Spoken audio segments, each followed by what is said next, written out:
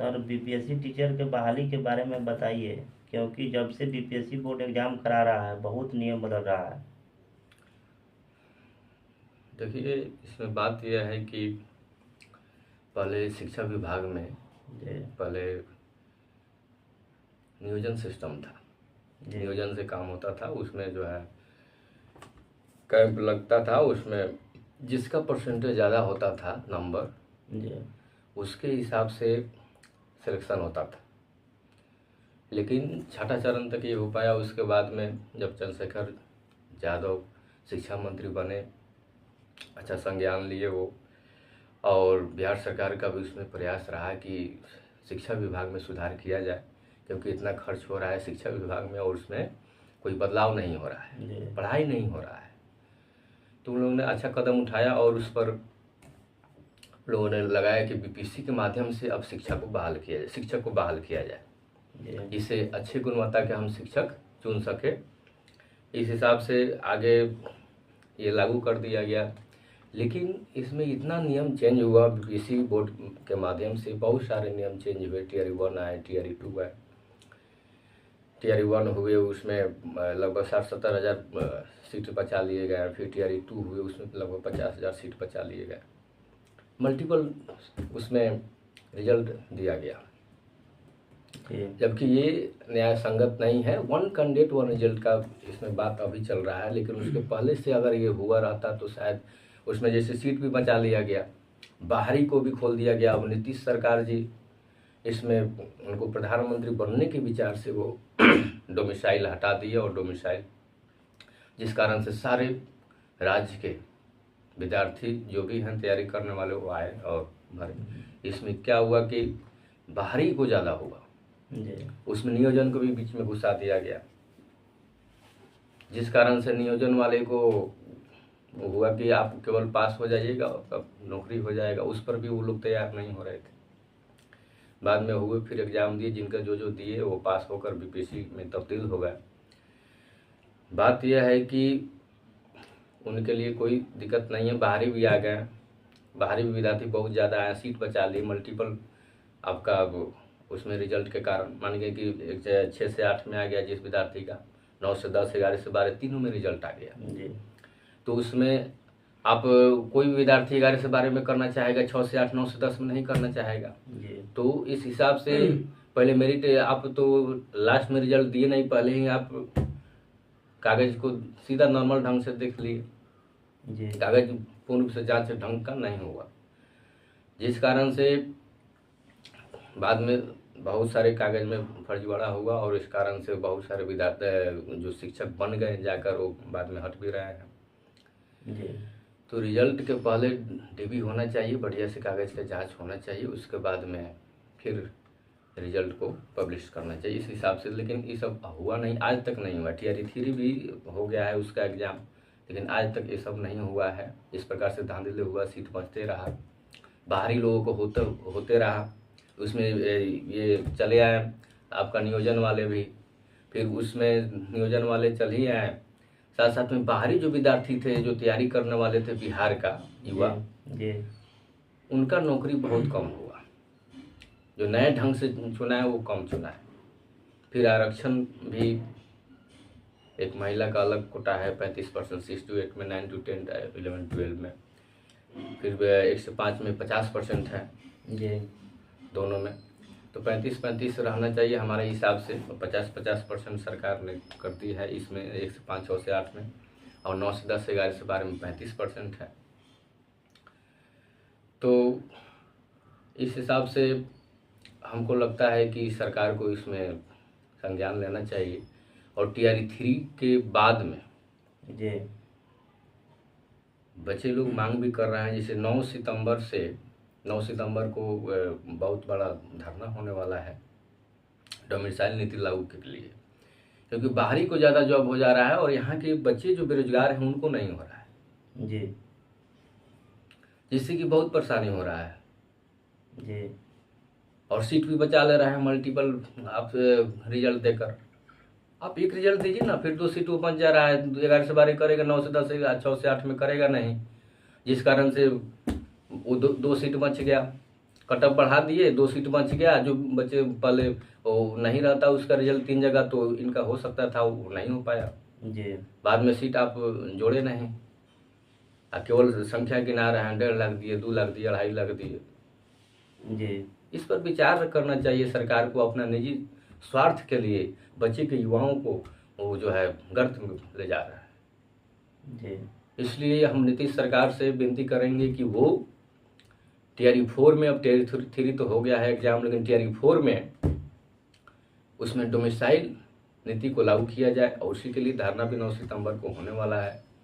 वो सार्थक रहे, इस बात को बच्चे के, बिहार के युवाओं को भावनाओं को समझे और उस पर खड़ा उतरे। हम ये नीतीश सरकार और बिहार के वर्तमान के शिक्षा मंत्री सुनील कुमार से हम निवेदन करेंगे कि इस बात पर आप खड़ा उतरिए और बच्चे के दुख दर्द को समझिए, जी क्योंकि वो बहुत परेशानी में है।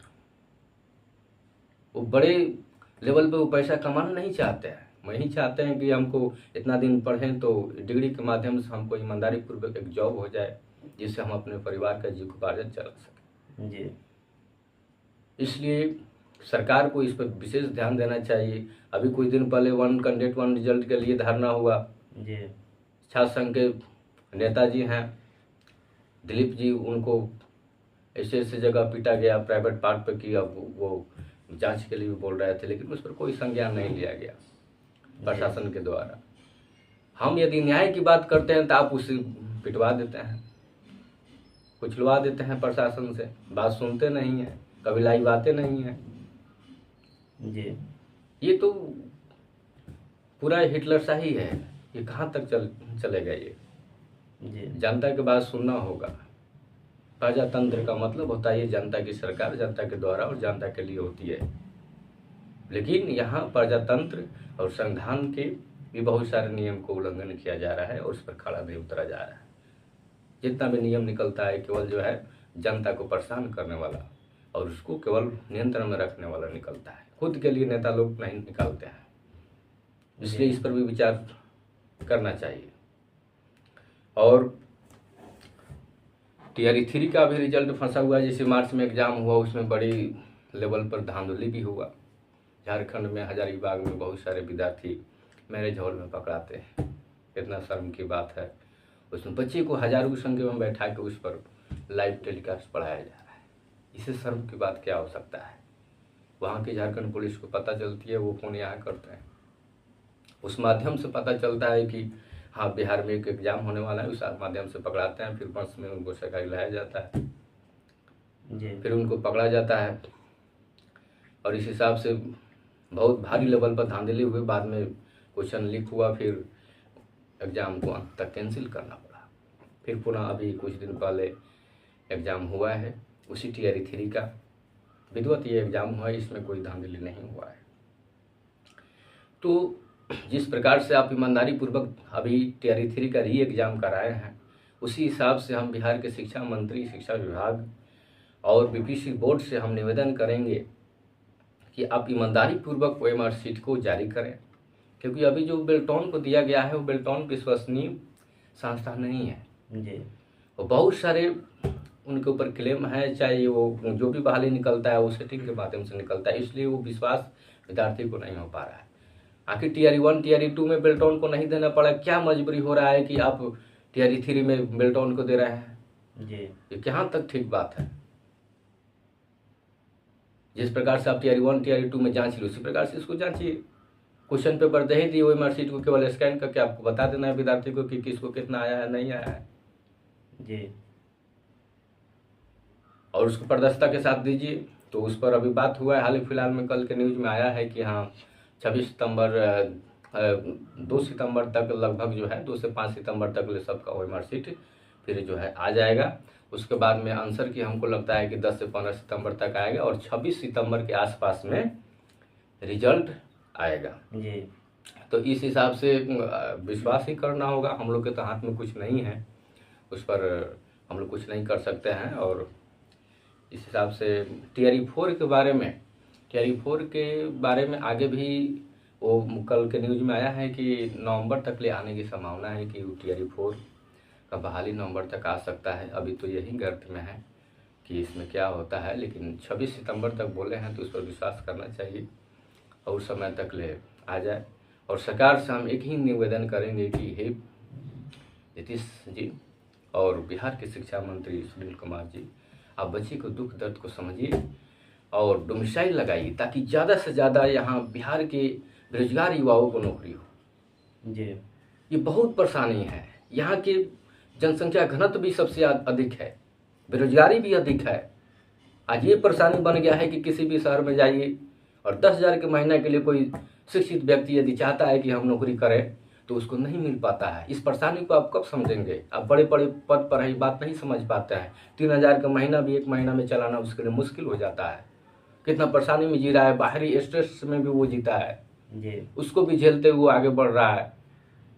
तो परेशानी को समझिए और बाहरी राज्य के लिए बाहरी वहाँ की सरकार है ना, आप क्यों दायित्व ले रहे हैं?